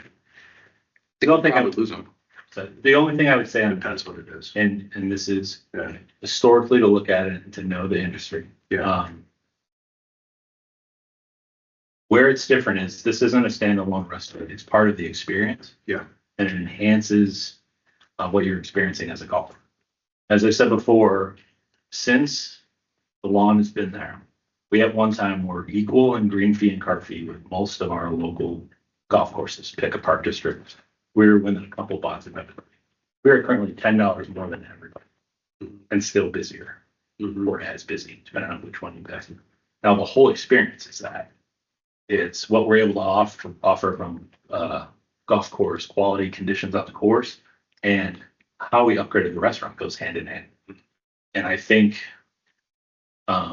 what we've been able to do there to have a restaurant that could produce literally 3 times as much business revenue, happy residents, whatever you want to say, is something that shouldn't be overlooked. And I understand that part of it, but it also, we've accomplished something that many other places haven't been able to. And I would hate to go backwards because of looking at some of these things and trying to figure that out.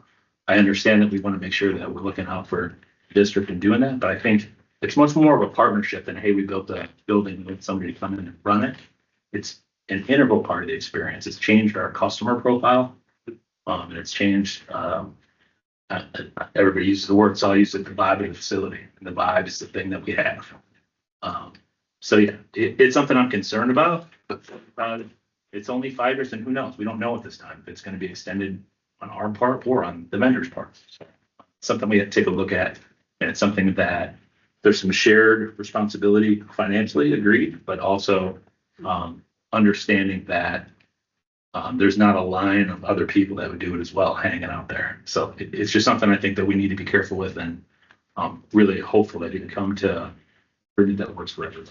Even if we like, were to like, take bids or for another vendors, I mean, wouldn't this be an advantage for any business, for any restaurant that comes into there to? Oh, absolutely. The access to the. Anybody that came in would see this particular line, and which is how we got started about this, as a benefit. So I did check the gas spend and rent adjustment every year since they started with us. Yeah. There's no rent adjustment in 26. And that's a part of our terms. That's from the lease. Yeah, all right. So I guess then to look at this a little differently, this door is, spurring this conversation. So it's a building improvement that would benefit any future user. So that we could say that's an owner expense as opposed to a shared. Did you repeat? Correct. That's how I said. Okay. Yep. Next, so we've got that covered. I think we're moving toward the range, which I am happy to talk about. For some time, the range, anyone using driver Greenwood is likely to get out of the range. We're seeing falls on hole 1 and hole 3. And frankly, I think it's only a matter of time before someone gets hit. People have been hit. So, we either need to raise the height of the poles, and I think that is going to be in the out years. I'm assuming that's the 2.4 number. Or we need to go no driver. I know we have at your own risk signs. I don't think that's far enough. But most, teenagers with really new clubs and whippy swings are able to hit out of this right now, and it's concerning. Well, and this has been a conversation for a while. I mean, at least the past couple of years, but we've chosen not to go no drivers. Is there a fear of a loss of business by doing that? There's a little bit of fear of that, and then the greater reality is Enforcement. it's like a huge problem. And this is a unique problem with that. Mhm. Glencoe Golf Club, Park Ridge Country Club, Heritage Oaks, just Northbrook Park District, are all having issues with this. But Glencoe Golf Club doesn't even have nets, and there's $5 million houses at the end of their driving range. They have huge signs that say no driver, and people hit driver into the $5 million houses. It happens all the time. But it does seem like a safety issue. Mm-hmm. Yeah. Oh, I'm not saying it's not a safety issue. I'm just saying Can people comply or not? Yeah. Yes. Will people? will Yeah. people comply? Yeah. What and so we've tried different things. We've done signage. When the wind is out blowing in a certain direction, it's significantly different. So when we monitor those days when the wind's out of the south and warm, it's much easier to get a ball out of the range. So we'll pull tees on those days. We've even done small tees this year so people could hit 3-woods but couldn't hit drivers, which led to a lot of people going to Dick's and buying bigger tees and pulling our small tees in. Very resourceful. Yeah. Surprise. We've tried a few different things, and as we discussed in this meeting and other meetings, we went through the process of speaking to a few net vendors, having the USGA out. We even went as far as to contracting a golf course architect to come out and take a look, and raising the net doesn't do it. So it'd be nothing more frustrating than to spend $500,000, $600,000, $700,000, $800,000 and raise the net, and it cuts it in half, but there's no balls flying on the drive. Completely changing the footprint, moving the tee back, raising the nets, and bringing them in tighter was our best opportunity to do it, and that's what was discussed in that plan that's been moved much further. If it's the direction of the board and the direction of the district for us to not allow people to hit drivers and to see how much it affects it, staff tries to monitor it and do the best we can, absolutely we will. Also, as a reminder, In 2019, the driving range made 100,000 and now it makes 400,000. Yeah, I mean, that's your, $8 a bucket. right. It's a safety, we understand it's a safety concern. Mhm. But it's your call to make it drivers, no drivers. Like we're not, I mean, that's not our call. Okay. But I think what we're hearing is, well, it is our call in the sense that we push this way back. I mean, the golf course generates tremendous revenues for us, let's be honest. I mean, Driving it's- range in particular. Right. Yeah. And so is this something that we should be deferring? I mean, we've got a lot of financial challenges. There's no question about it. Maybe we can look at this in the context of our 5-year plan and whatnot, and recognizing that the golf course is generating a ton of it, the driving range, some cash flow, and it is a safety issue. So is this something we should be kicking down the road for 5+ years? And we've I had think it's a good discussion. Yeah, and we've had discussions going with, going through the comprehensive plan and all of those things. One of the things that came up was having a master plan for golf, not just the driving range. I think the last meeting we talked about master plans being that top line, golf being one of them. Depending on timeline and how that works, does it make a lot of sense that if we're going to do a major project, renovating irrigation, that would be a time we also would do the driving range. It does make a lot of sense. So I think that's something when that's investigated, whether that's 26 or 27, when we're going through master plans, I think that would be discussed as part of that, and where that would fall, how that works. Again, something to consider. I guess we'll talk, going into next season about what we do, whether we try to do more with drivers. We've tried a number of different things. Drivers are tough too, because it's hard. 75% of the people could never hit their best drive over any of the nets. And to not allow them to hit drivers, it's like, well, you can't hit drivers, but you go ahead. Like, so it does create a very difficult thing because, you have to have a certain strength level, and, we do have high school and young kids that just swing as hard as they can. They hit it further and more crooked. So Is there a way to do any golf courses have, and again, I'm diving into operational, I say it was your call, but are the middle 10 bins driverable and everything outside of that aren't? So the way the range is set Angle, up, it's like think of a slice of pizza or a slice of pie. Mm-hmm. And it's like this, and all 30 stations are in the Amen. right 50%. Right. And this left 50% is empty. And so it's curved, so they're faced this way. Mhm. So anything, as you go further right, it's easier and easier to hit it over the left net. But from the middle, it's easier to hit it over the right net. So that would be my answer. There's no easier, like, hey, high school kids hit here, and I think that senior was ladies actually can hit down here. Like, it's not that easy. And again, I think the volume of the number of golf, like you go out on the first fairway and you're like, oh my gosh, there's 15 golf balls Mhm. in this fairway. And then you have to remember that, the thousands of golf balls that Right. were hit, it's thousands of golf balls that are hit in an afternoon on a busy day. And yes, it's like, oh my gosh, there's 15 balls here that have hit somebody. But it's the sheer volume that we're doing that's making it tougher. Along those lines, we had some public comment about range improvements. And this 17, is that going to capture some of that? I think you were on that. So yes, for sure. We're due for new mat. Right. So mat on the container, they wear every couple of years, and you're definitely due for those. Part of that email was the dividers. Right. Our dividers are the driving range was never envisioned to be what it's become. But so it's asphalt, and then these poles are in the asphalt, and then there's a nylon that separates between. Some people think they're too tight. Some people think they're great. It's all what you're comfortable with and skill level a little bit. To really renovate those, you would have to pull all the poles out and pull up asphalt, and you already know how much that's going to cost. So that's something I don't think we can do to handle that particular customer.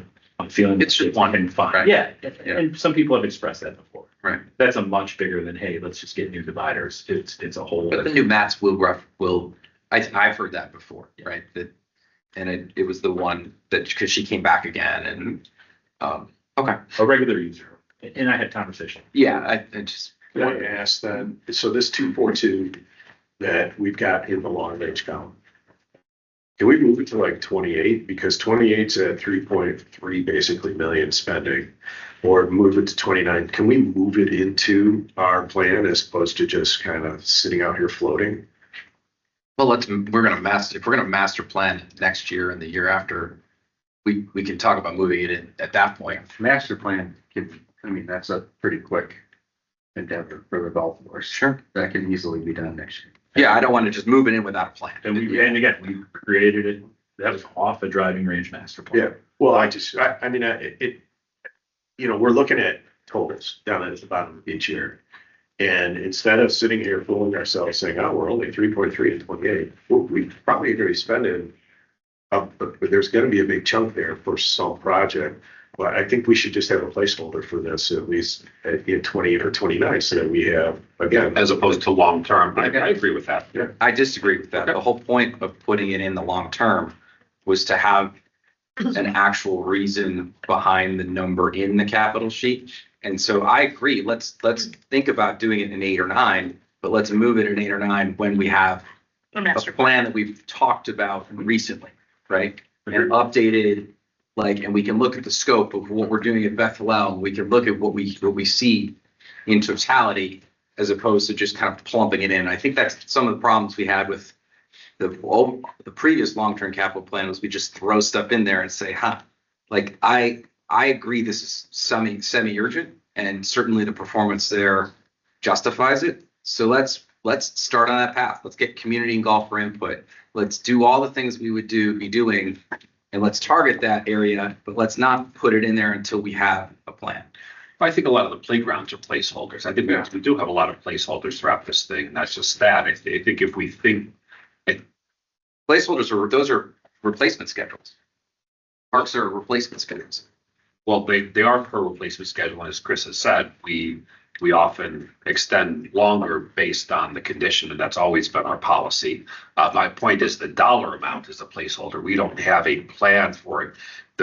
The Maple playground, Maple's not a good example. The Playfields playground, where we've got $450,000 in there, we don't know that that's a $450,000 playground. It's a placeholder. So I think Patrick's just saying, if we think this is going, Patrick Duffy, if we think this is actually going to happen in 28 or 29, having a number in there, recognize that that's the timetable. I think there's value in that. I think you guys are both ready to dig in and argue your way, and I'm not inclined to have that. So let's just move on. Yeah. Let's get on to the next item, because we've got 3 more pages of golf. I understand. One more thing, just because we were talking about master plans, and I think you asked the question, said, well, it'd be nice to do that. You weren't sure if that was in our $250 number in 26. Are we saying that we want to do a golf master plan in 26? Yeah, because it's not, I don't see it on here. I'm not sure that was in there before, right? It's not named anyway. It's not. Either 6 or 7, I think is what we'll discuss. Yeah, well, we can name it in the upper line. It'd be a good compromise. If it's named in the master planning category, we at least know that it's a part of that plan to then eventually move it into a sector. Works for me. Okay, so tiny, golf, and big tree. So that's complete. Okay.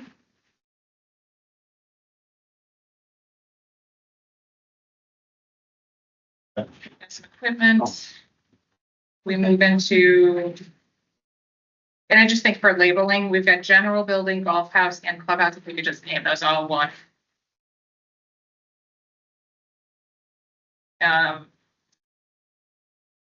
Sorry for me. That's good. Okay. Yeah, so Went past it, but yeah, do we need to discuss anything on equipment? Anyone find to discuss the various mowers, Yeah, tell Nick he's welcome. pickers? Basement renovation. It's listed as non-operational critical. We talked about this last year. Good.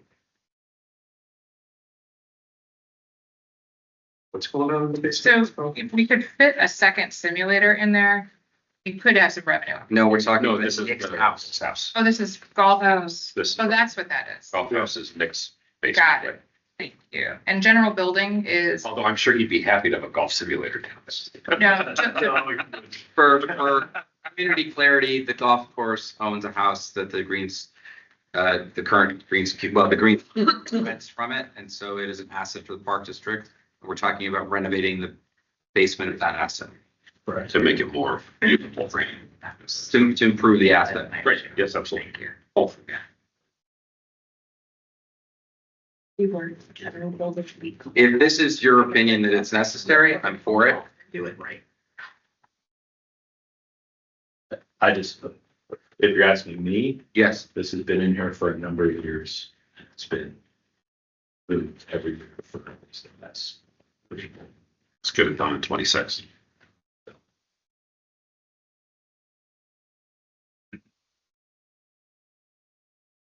Josh, Given given- project can get Look, completed. I respect that and I appreciate it. We do not have projections. I'm fine keeping it in. But if we have some sort of pinch in a couple of weeks, couple months, let's say something doesn't line up, that doesn't fit for priorities for the park district for me, and I will come back and we'll talk about it. But I understand the need for it. I believe that Nick does a great job. We want to keep that person in that role. And if this is part of that, then I think it's a wise investment. But given that it is non-operational, I will reassess it if the need be. And I think that a lot of this is applicable to that. It falls in that category. So I agree. Let's get it done with the caveat. Let's make sure we have the money to do it. The only thing I would say on that is I don't necessarily know that I don't want to put it on that he does or doesn't do a good job. You know what I'm saying? I feel like those are separate issues.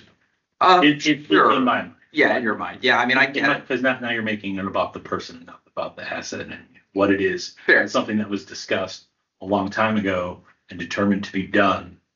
And I'm not going to use the word promise, but pretty much promised that it was going to be done, and then not done, and then not done, and then not done. Yeah. So, but I don't want it to be about him necessarily his performance. Well, I have no issue with. He does a great job. Yeah. I agree with you 100%. I just think we always get back there. It makes it super personal. I see. That's a fair point. That's a great way to say it. Okay, fair. The question is this like the door that it's a benefit for the tenant? I mean, as opposed to, It's an improvement to an asset. but is it, I mean, I don't know what the renovation is entailing and, you know, is it renovating it so the kids can play better down there? I mean, is it? Bedrooms, 45%. Increasing living space. That's how I would say it. It's not aesthetic or beautification or anything. It's increasing usable living space. The basement in current form is not livable. Not Okay. It doesn't have drywall, concrete floor. Like this is to make it. It improves the asset. Okay. Thank you. The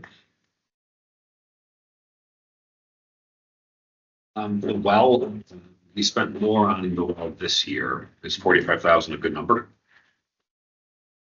Oh, boy. You guys aren't moving around. I'm reading back there. So you're jumping backward.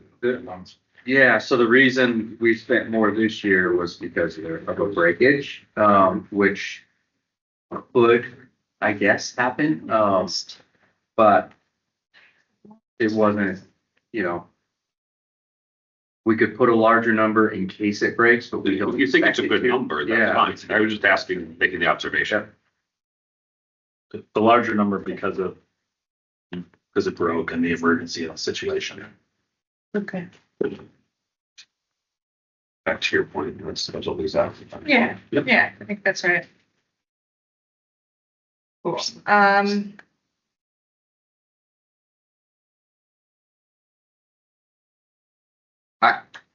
Are we on the same page? I want to make sure, because I would like to bring up the convection oven and. I think we're, anything on force. The only comment I would make is, do you need time, space for cart path repairs annually? Or is that a once every, I'm in kind of 4 rows down, 5 rows down on course operations, 18 things. You've got 18K.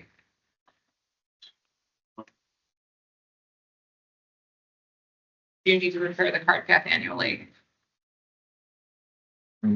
Somewhere in there. See this. Because I thought that was only on there once. It is. He did. So the question is, But you are need we to do once and done or is it an annual thing? No. This is, so, I'm sorry, I just had to get caught up. I thought you were saying it was on every year, because I'm like, wait, that's not right.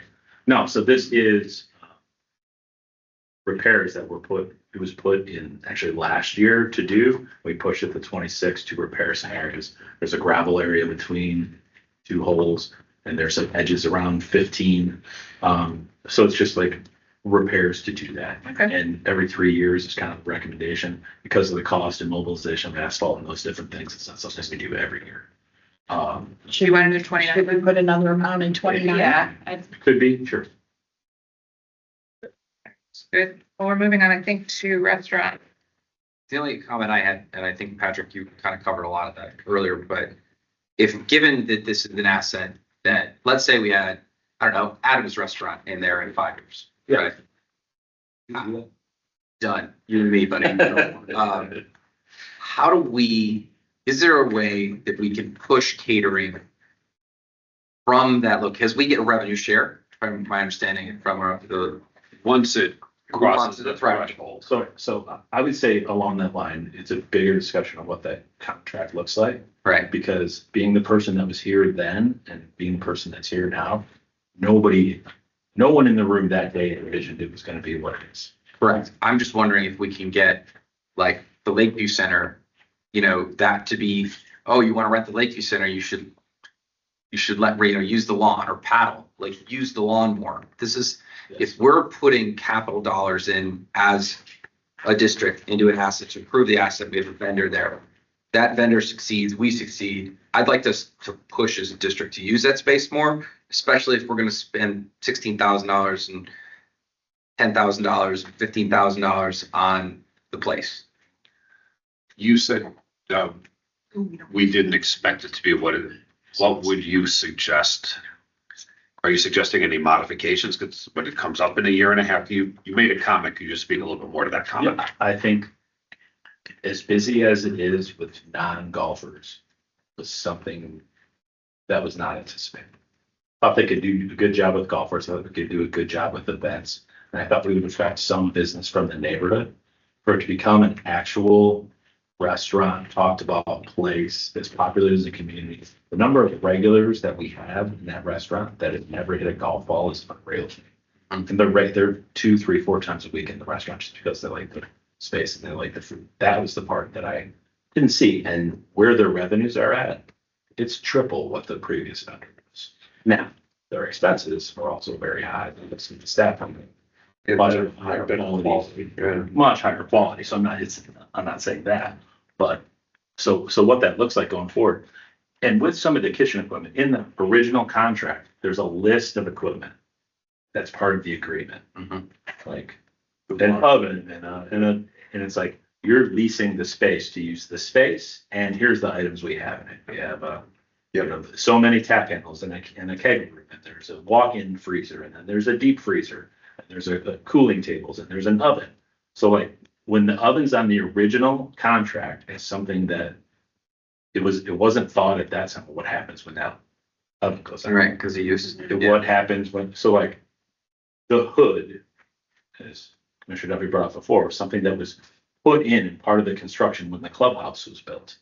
Now, it's something that's used for cooking, obviously, but when that hood goes out, the facility can't run without the hood. You legally can't cook without it. So it needs to be there. We need to have it in there for it to be fully operating. So isn't that part of the space they're leasing should have a functional hood? Yeah. So that's where I get, well, should they pay for that? Should we? And again, I'm not saying I know. I'm saying it's okay. So it goes back to my private sector, public sector argument, because I've got a building with a hood in it, the tenant, he moves out, that hood is staying, the next guy's gonna use it, and if it, the hood though. Fixture, it's a fixture in the house. Right. My point here, right, is we want a successful restaurant there. Yes.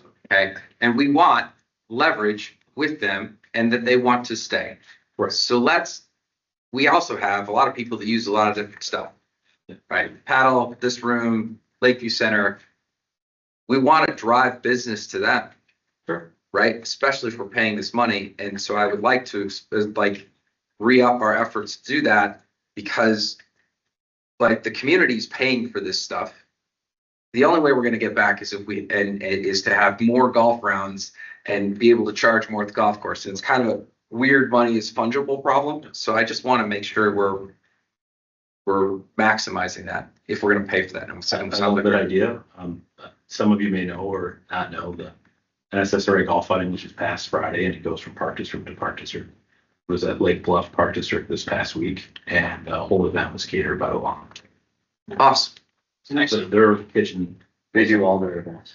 Yeah, the lawn does all of the NSSRA events. Their end of the year bingo, because they don't have the full kitchen. It came from their experience through the NSSRA already at our facility, but since then, NSSRA has continued that relationship with the lawn, and they've catered a number of their events most recently now.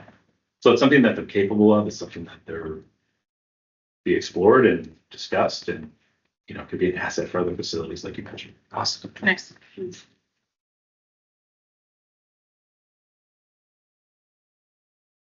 We are in the stretch of vehicles and Golf carts. Who needs new golf carts? Are we gonna push on seats? Push the seats? Yeah, can we get fluffier seats? yeah, Actually, get ones that are too, like. Are we on to golf? yeah. Anything else to share on those? That's terrific. Otherwise, I think we're good. Do you want to talk to us about that? The answer is no, Adam. No, I just, because of how that's spread out, it's something that we never really discussed. We did last year. We were Yeah. gonna lease or rent it, and Yeah. yeah. My memory. We're open to Solid. investigating it. Yeah. Put in there. But if we look at then, because we've already had conversation. But we start to actively look at vendors and go through the bid process. Or leasing something. Plus, we're gonna have flying golf carts. Maybe. Exactly. Motorcycle. Oh, I knew you were gonna say that. Motorcycle. Good work, everyone. Thank you for getting through that. I think we had a really good discussion. Turn it back over. Can we make sure everybody submits their notes to Chris to consolidate, to make sure we have the same set of notes so we can then print up a ever more updated sheet at the next one? Thank you. Okay, moving on to 6.0, ongoing district projects. Gilson Park Comprehensive Plan. Yes, so Gilson Park is almost complete. Landscape contractor came on site, finalized a few of their punch list items. As we've discussed, Sheila and I will be getting with the contractor to get wrapping up the contract and the pricing of that project. Langdon Shores, that project is, the guard head is complete. Our landscape contractors come out, they had a few minor things. Our engineer is working on closing out that project with the closing documents, permits, et cetera, and then finalizing pay estimates for that too. Just a quick question, not related to the project, but to Langdon. I noticed that there were no longer any amenities or porta potties on site. I don't know if that's part of ending the season, but. Yes, That's because that's probably the end of the yes, season. and there's the season, and But they're still at. Yeah, they're Gilson. out At of the sailing yeah. beach. They're at the sailing beach. There, are they still at Gilson too? No, Gilson bathrooms are closed. Not the bathrooms, the porta potties. Aren't the porta potties still? Sailing beach. There's still Yeah. parties. yeah, there's still port on Yeah. Sailing Beach, and those will be That's because soccer continues. slowly taken away too as the season progresses. So maybe.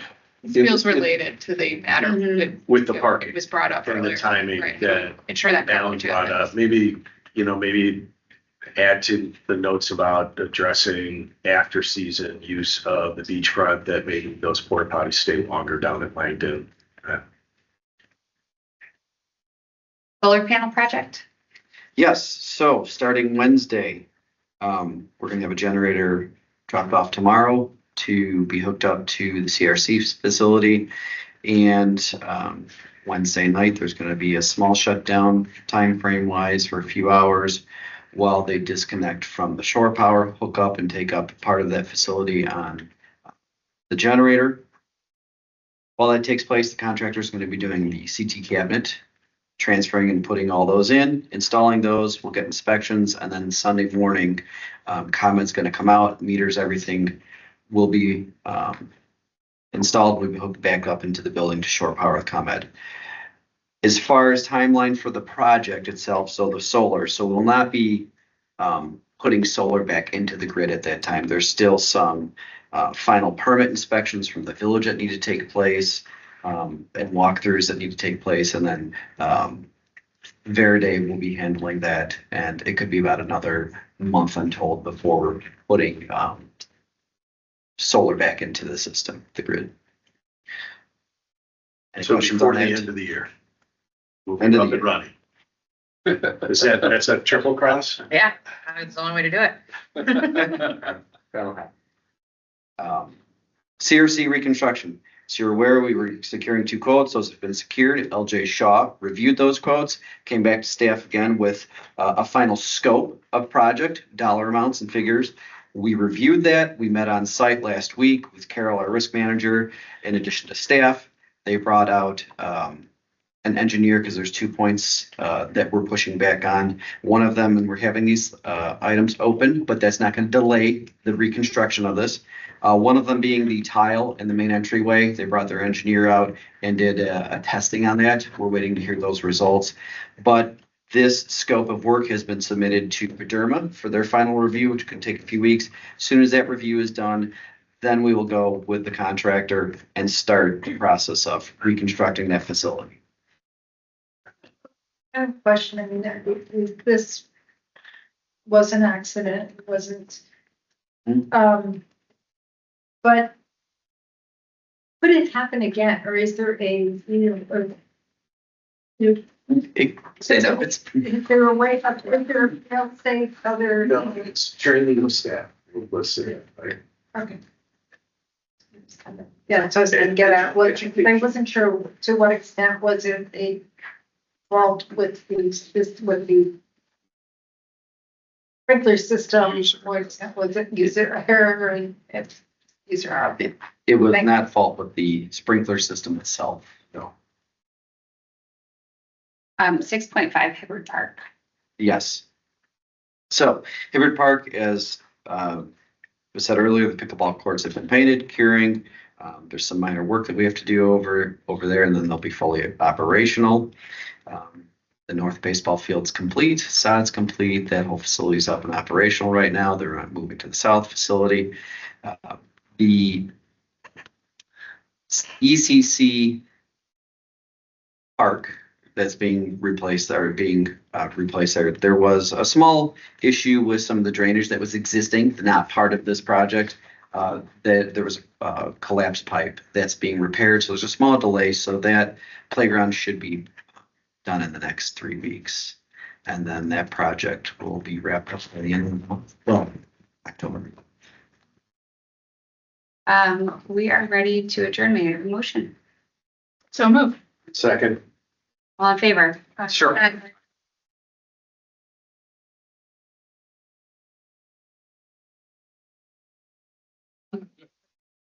No, I have not, nothing else we're gonna do. I don't think I've had to look. No, yes, absolutely. So that's why we're gonna have that meeting. Your kids want to. Yeah. Well, that I'll- is-